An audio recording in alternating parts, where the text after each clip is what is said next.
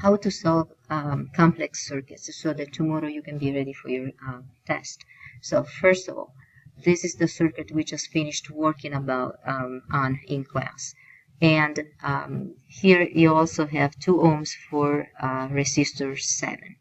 So those are your ohms. You have the 3 ohms, you have 2 ohms over here. R2 is 4 ohms, and R3, 2 ohms. R4, 5 ohms. R5 is 7 ohms. 6 is 3 ohms.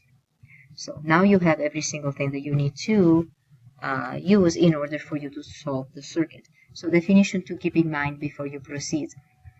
Series. So resistors are in series if they are crossed by the same current. And in this circuit, you see the same current means they have exactly the same color, which will tell you that R1 and R7 are both of them connected in series. Also for resistors 5 and 6, both of them are crossed by the same current because you have no splittage of current. So you have 5 and 6 connected in series, and you can add those resistors up. In parallel instead, those resistors must have the same voltages across. So, examples. So this is a pure series circuit where you have R equivalent is going to be the sum of those resistors, whereas the I equivalent is going to be your V divided by the R equivalent, and all of those I's have to be the same because, like we said, the current that is crossing every single one of those resistors is the same. For parallel ones, instead, you must have exactly the same voltage. Okay, and your R equivalent is 1 over this, right? It's not just the 1 over and 1 over. 1 over, you got to also do enter and then 1 over. So that will be your R equivalent. So this voltage has to be V, this voltage is V, this voltage is V, because there's nobody in between here, here, here, and here to chew away voltage from the battery. So in this case, you have those kind of solutions. So those are the same voltages, therefore those are the currents in every single one of those branches. Every current is different because you will have different amounts of ohms per resistor. Then, at this point, what you need to do is just to start solving those circuits. So, first thing I would suggest you to do is to start shrinking, starting from the end. So you have 18 volts over here. You will leave R1 in place. You will leave R7 in place unless you're so good and you want to add them up already because you know that those are in series because they are crossed by the same current. Otherwise, leave it alone. Then you have those two. So you have R2 and R3. Again, either you're so good and you know that those are in series and you can add them up, or you leave it alone. Then you have R4 right there. And then you have this one, which is the first one that I would suggest you to solve, which is the resistor that has a resistance equal to the sum of those two. Now, if 5 has a 7 and this one has a 3, this is 10 ohms of a equivalent resistance for the series 5, 6. At this point, you know that this is 5 ohms.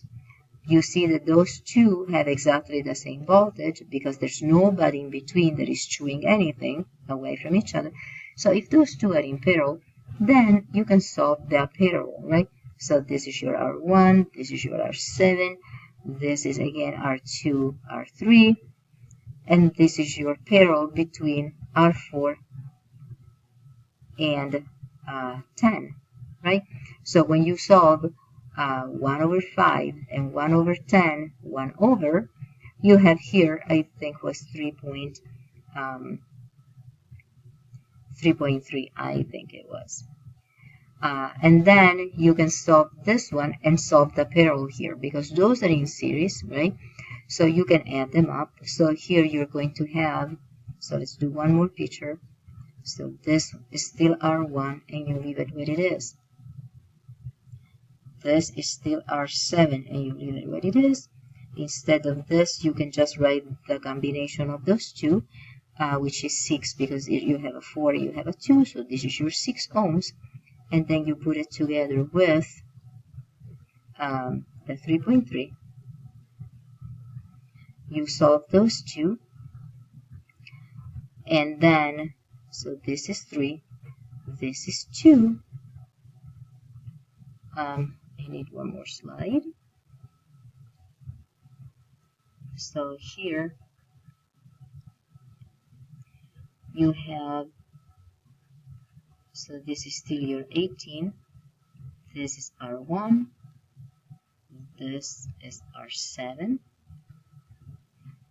this one we said was 6, this is 10, no, this is the 3.3 we said, 3.33.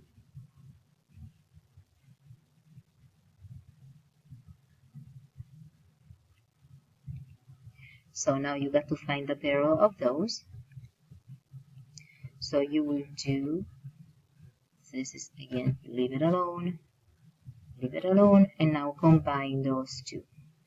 So this is your 1/6, and 3. So this is the 2.14, right? And then you have this one, I think was 3, this is 2. So you add everything together, because now you see that the current goes through here, so it's exactly the same through every single one of those resistors. So you add them up, and you have only one resistor now, which is the equivalent of all of those, for a 7.14 ohms, which is your equivalent to 1. This is 18 volts. So at this point, you can calculate this current here, which was, so the I equivalent, which is 2.52 amps. How do you get this? Well, you do 18 divided by 7.14. So at this point, what you need to do is to go back to your picture and substitute your values there. So at this point, go back and substitute your numbers. So for this one, since we found that the equivalent current is, 2.52, so we go back, this was the 7.14, so we go here and we write that this value here is 2.52, and this also is 2.52, and don't confuse, this is your current, which means those are your amps. Now, if this is the current, right, you have current right here and resistor, you can multiply those together and you can calculate your voltage. So let's go back and fill in the table.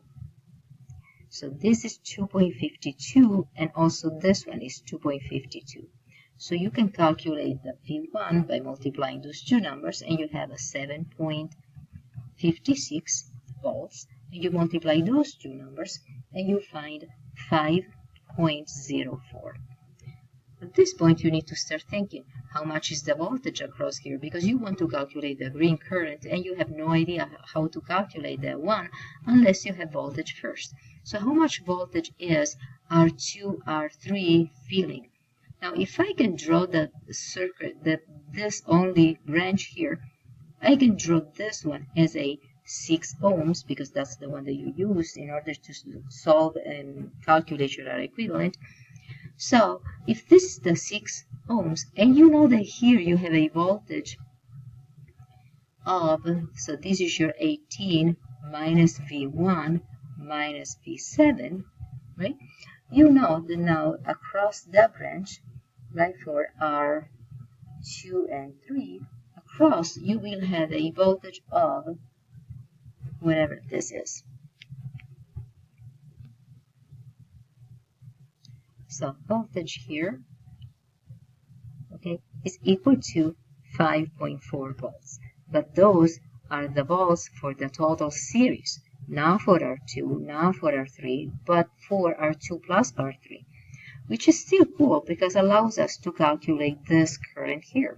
When you do 5.4 volts divided by the 6 ohms, you have a value of current which is 0.9. And this 0.9 is the current that goes through R2 and R3 because those two are in series. So 0.9 and 0.9 are there. Therefore, you can calculate by multiplying R and I. You can calculate V2 as a 3.6 and V3 as a 1.8. So now you know that you started with 2.52 amps. You lost 0.9 amps. So how much amps you have here? Whatever amps you have right now, those are, so we said 2.52 minus 0.9, so you have a 1.62, which is the current here and here. But some of this is lost through R4 and some is branching off. So in order for you to calculate I4, you need to know what's the voltage here. And you know that this voltage across R4 has to be the same as the voltage across R2, R3, because there's nobody in between eating voltages away. So your V4 is the same as 5.4. So 5.4 is the voltage there, which allows you to calculate I4, which is I4 1.08. If this is 1.08, and you know that you started with 1.62, now you know that the current that you're feeding here is 0.54. And it's the same that is going through R5 and through R6. So 0.54 and 0.54 are those two currents. At this point, you just multiply Ri, and you finish it off with a 3.78, sorry, 78 and 1.62. And you're done.